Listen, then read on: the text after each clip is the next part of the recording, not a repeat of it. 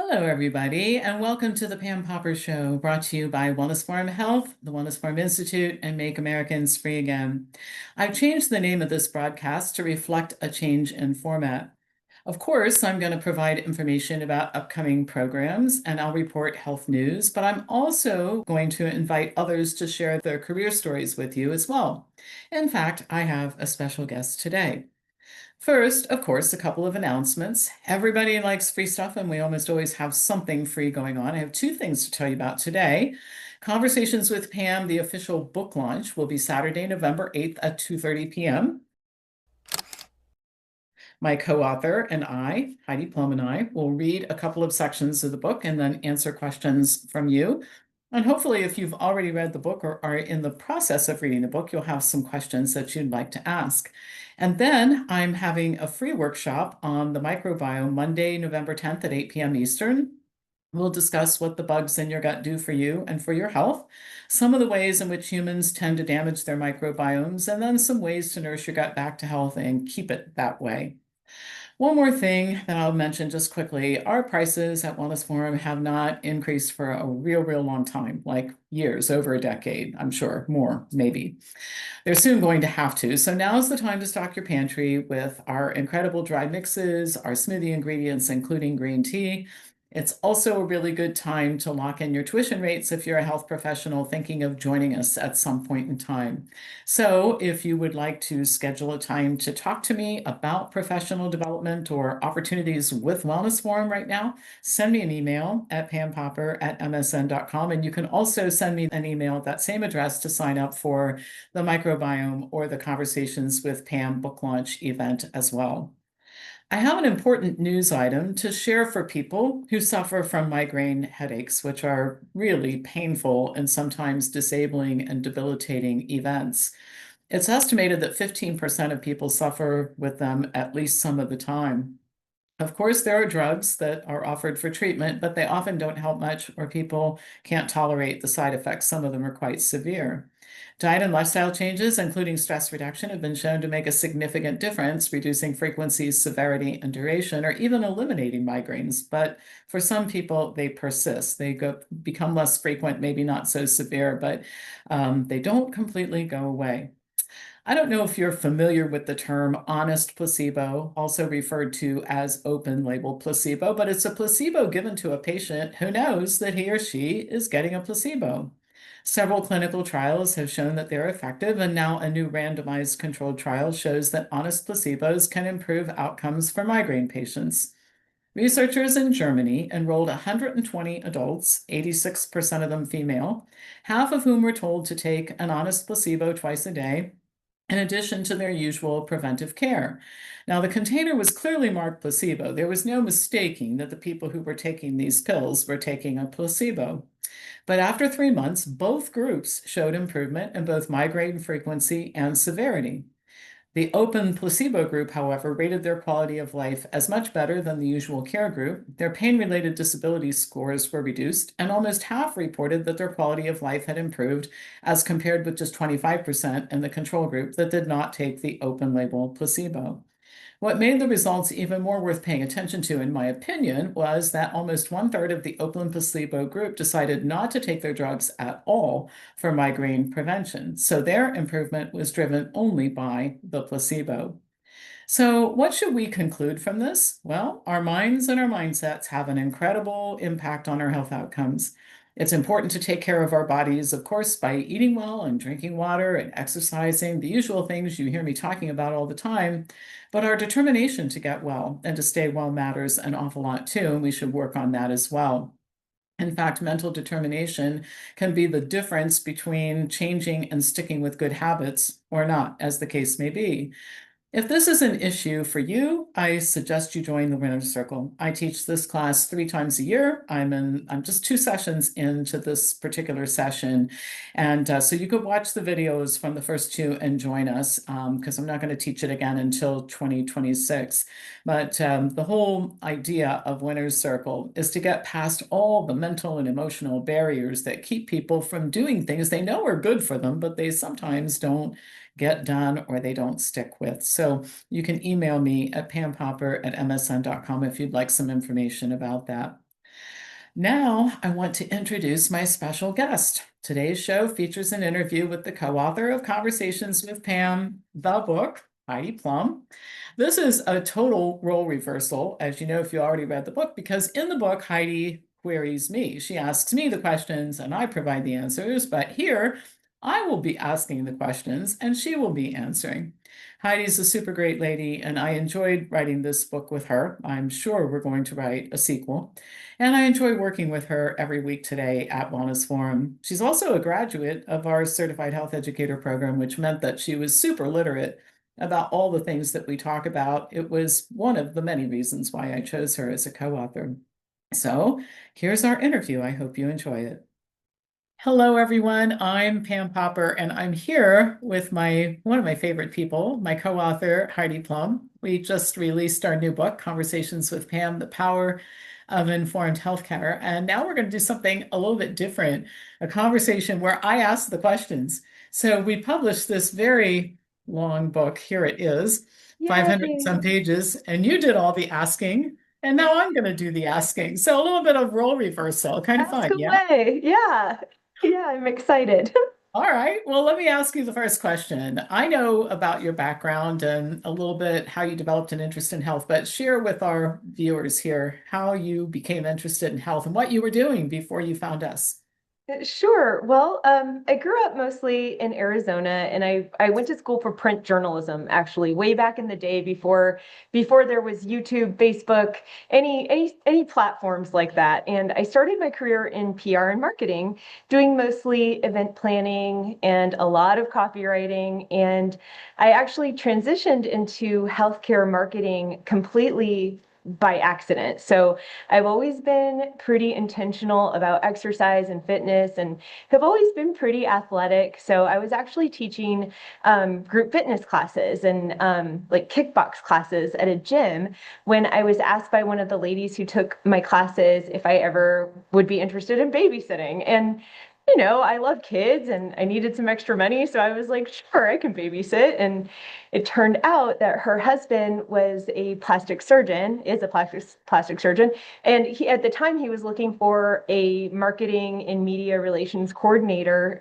So I ended up being kind of recruited for that job because I was such a good babysitter. And I remember them saying they were just so impressed that I always showed up on time.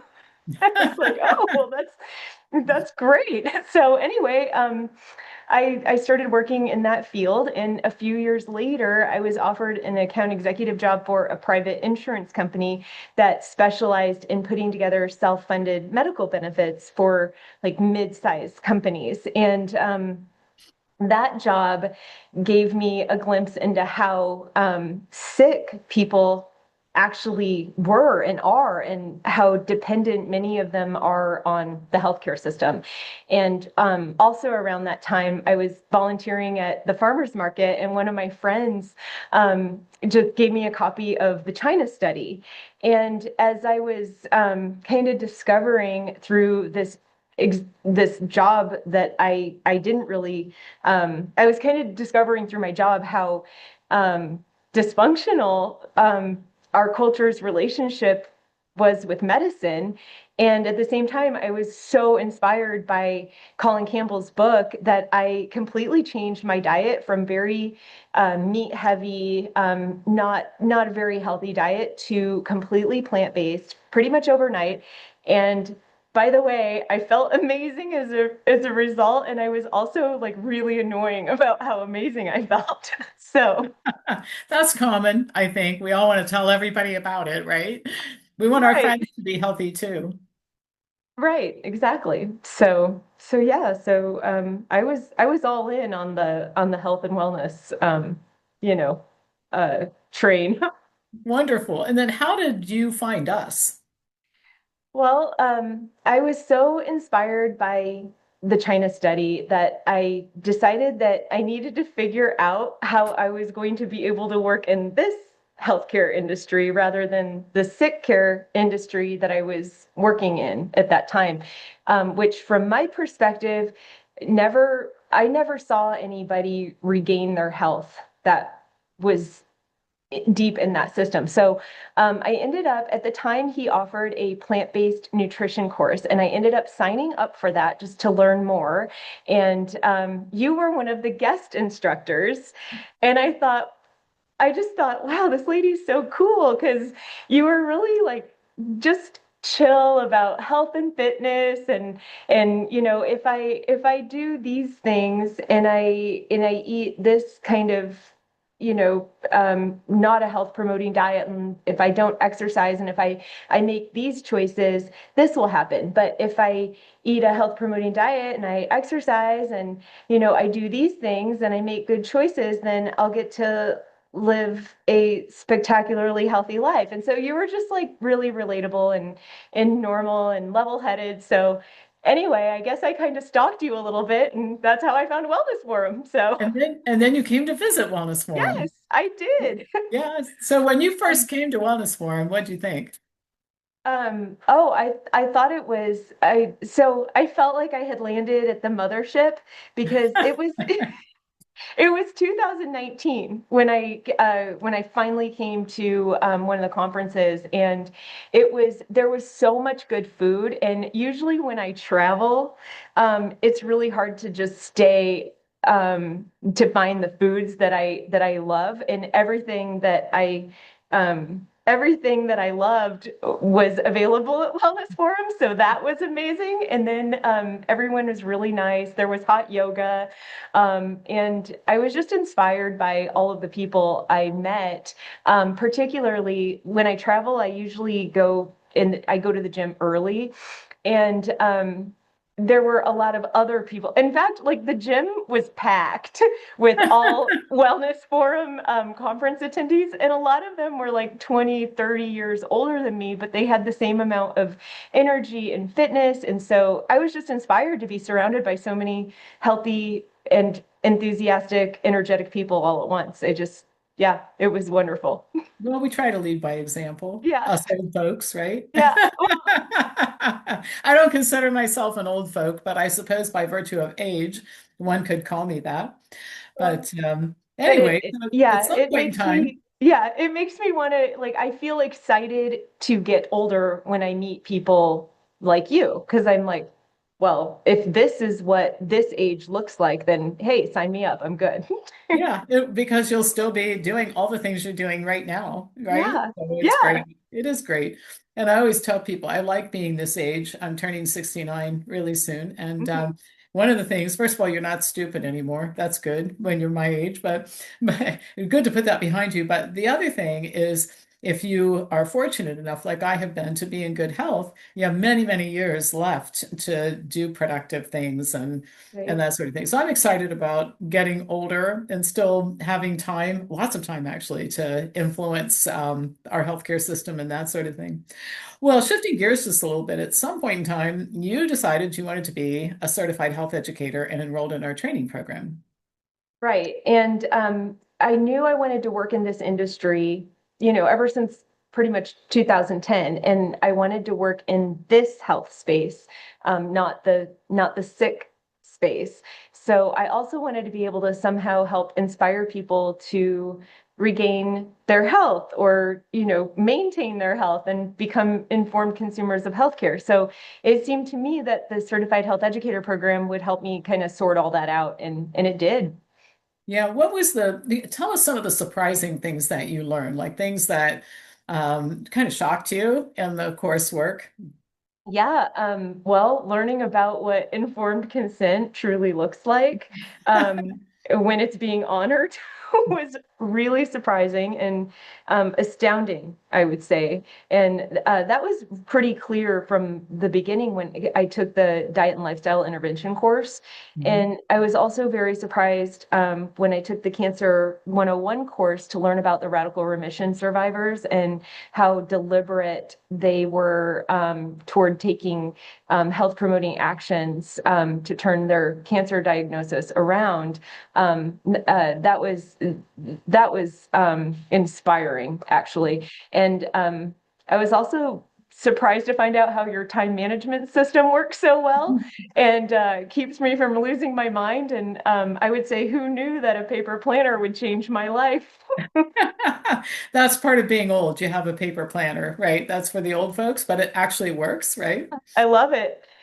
Well, and we use that not just for teaching our professional development courses, but also our members often start thinking that they don't have enough time to do the things they need to do, and they find out they have plenty of time to do it when they learn how to block out time and that sort of thing. So that's actually a part of our consumer program as well. So, what was the hardest part of the entire training program, do you think? Definitely, it was your research and writing course.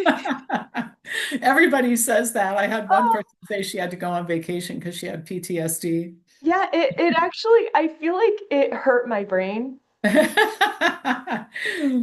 but it's probably the one that I think was the most important because I was not doing like solid research before I took that course. And I always thought I was a good researcher, but I wasn't reading studies correctly until I took the research and writing course. And I think it changed my brain, and but I got through it, and You it did. changed my brain in a good way. And I even like I remember one of the assignments laughing out loud at some of the research I found around some of the what people were saying about the particular thing I was writing about. So Yeah, there's often this huge disconnect between what everybody says and then you read the studies that they're citing and you think to yourself, they could not have read these studies because they would not publicly say what they're saying if they actually had read the studies. So, uh, so much of what everybody knows is really based on, I hate the term fake news, but it is. It really is fake news. So, yeah, and the inability to read studies for consumers hurts them because that's why you hear all the time in our end of healthcare, well, gosh, if I'd known then what I know now, I never would have signed up for this or that. The informed consent really not being followed in medicine, where people truly understand the risks and benefits. So they have to learn to look it up on their own. And of yeah, course, the providers that we're training have to know how to discern. So, yeah, but I yeah. remember grading your papers. I always enjoyed reading your papers. You did a good job. Thank you. Yeah, thank you. I remember a couple times you even used mine as an example, and I was like, "Oh my gosh, that's you! You blocked the names out," but I was very proud. I was like, "Okay, good. On I'm the right doing track. okay." Yeah, Yeah, absolutely. yeah. Absolutely. Why do you think it's important for health professionals to take this Certified Health Educator course? Well, I think it's a good thing to challenge your brain and to make it kind of bend in ways that you're not used to. And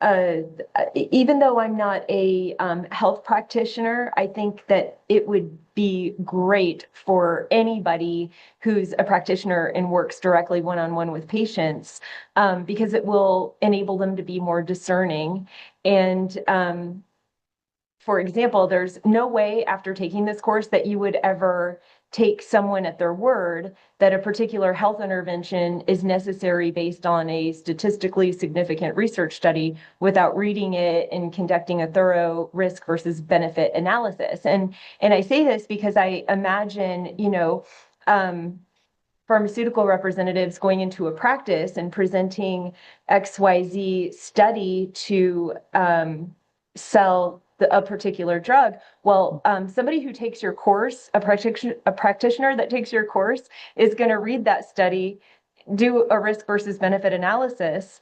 And even though they'll be able to see that even though if that particular study is statistically significant, it could be very likely that study is clinically meaningless, and they'll be able to decipher that. And many healthcare practitioners right now just don't know how to evaluate that data in order to come to those conclusions, and that can really affect treatment recommendations and end up being the difference between a positive outcome and a negative one. So, Same thing is true with the alternative side too, though, and maybe even worse. When I just had a conversation earlier this evening with somebody talking about a supplement that everybody's super excited about, and I said, I was trying to be very respectful, but have you read the studies? She goes, well, there are a lot of studies. I said, but have you actually read them? And there's just a lot of silence. I said, you really should read them because I mhm. think that you might have a different idea about this if you did. And maybe you wouldn't, but you just might. I know she would if she knew how to read them. But I think it's just super important to, I think you used the term discern. I think that's a really good term to use. How beneficial is it? How many studies are there? And under what circumstances were they conducted? And Right. so lots to consider beyond just the face value of what a study says or what the headline says. Mhm. So anyway, I decided to write a book, shifting gears again. And Yes. I think it was like late 2023 or early 2024, I put out the APB. I was going to Uh-huh. interview co-authors, and you wrote to me. And so you were interested in writing a book. Why did you want to do that? It's a lot of work, obviously. Yes. And I'm not afraid of hard work, and it's always been a dream of mine, well, since 2010, to write a book about health and healthcare that could actually help people, especially being in that industry on the other side. Mhm. And I just didn't know how I was going to make it happen. Um, but I've been very purposeful about taking small steps toward this for the past 15 or 16 years. So I didn't know how it was all going to end up playing out, just that it was the path I wanted to be on. And it always came back to this feeling of being convicted to, at a bare minimum, lead by example in diet and lifestyle choices. So um, anyway, I just felt like I was on that path. And when I heard that you were looking for applicants to co-author your book, I felt like I'd been training for this for years, and I was all in. I thought, well, I'm going to apply, and if nothing, if she doesn't choose me, that's okay, because it could open the door to another opportunity. And so anyway, I was just so happy when you called and said that you had chosen me, and I did. it was such a joy to write this book with you, and Well, and just I'll tell you something. I don't know if I ever told you this before, but I interviewed quite a few people who wanted to do this, and they were all good, I have to say. There were no bad applicants at all. They were all good. The thing that I remember, having written a lot of books, it's you spend a lot of time writing the book or also with your co-author if you're co-authoring. And so you have to have the right, chemistry and that sort of thing. And we had a very good time in that discussion about the book. yeah. I was thinking about all the applicants, and some of them had submitted writing samples that were really super brilliant and that kind of thing. But I thought, if I'm going to spend hundreds and hundreds and hundreds of hours with somebody, who do I want to spend time with? And clearly, we had fun, and we did have fun writing the book. It's We a lot of did. work, but it was fun. We were actually did have a good time, and we laughed a lot, We and did. we didn't cry at all. No, So that was good. No it crying, was lots of laughing. It was, and I agree, and thank you. Thank you so much. I agree with you, and I feel like we laughed a lot during the editing process too. Even though some of the stuff we were editing and some of the stuff we were writing was just so, not it. It could make you cry, but we were able to. We have similar sense of humor where we were able to laugh at, some kind of not so great situations that we were writing about. So Right. And humor is important, I think, because writing a book that's just all doomsday predictions, that's no fun, right? And it has a happy note at the end, I think. So, yeah, yeah. same. What do you think people will find most surprising in our book if they haven't read it yet? There are so many surprises. There's so much great information in this book, and I'm just I think people will be really surprised at how public health got started, how the AMA got started, um, how history keeps repeating itself with regards to pandemics, and we point to those moments in history when there was basically there was a COVID before there was COVID 2020. It was just something that happened several times, and that's surprising. Like a rehearsal. Right. Yeah. And then how there came to be no competition in the medical marketplace, how state licensure boards came to be. And I really feel like I could go on and on because there is so much great information in this book. And the stories of the whistleblowers, I Oh, think yeah. people who have really tried to do the right thing, and some of them have been very successful, Hmm. but they've taken horrific risks and paid the price, Hmm. as we say in the book. What's your favorite chapter? Do you have one? Well, that's a difficult one. And I have to say the cream of the crop probably is my favorite chapter. It makes me laugh, even though it's one of those, it makes me laugh, even though it's probably more disturbing than funny at times. But Right, right. The cream of the crop, because if that's the cream of the crop, what's the rest of the crop look like? Yeah, if the right. cream rises to the top, what is the rest? Yeah, And that's certainly true with our elite medical class in public health. So right. well, we're going to have a book party, a virtual book party on November 8th, and everybody can join us. And it's at 2:30 in the afternoon, Eastern time, and it's Zoom, so you can be any place in the world and join us. And even if you have to get up in the middle of the night in New Zealand, it'll be worth it if you join us. So you can send me an email at pampopper@msn.com if you'd like to join us for that party. And of course, you can buy it on Amazon. You can get autographed copies from me, and you can call our office to order the book as well. So, Heidi, it has been great fun, and we are going to write a sequel, but Yes. not right now. No, not right now. Not right now. All right. Hopefully, you guys will join us on November 8th, and we'll have Q&A and open discussion about some of these very important topics. Thank you. Thank you.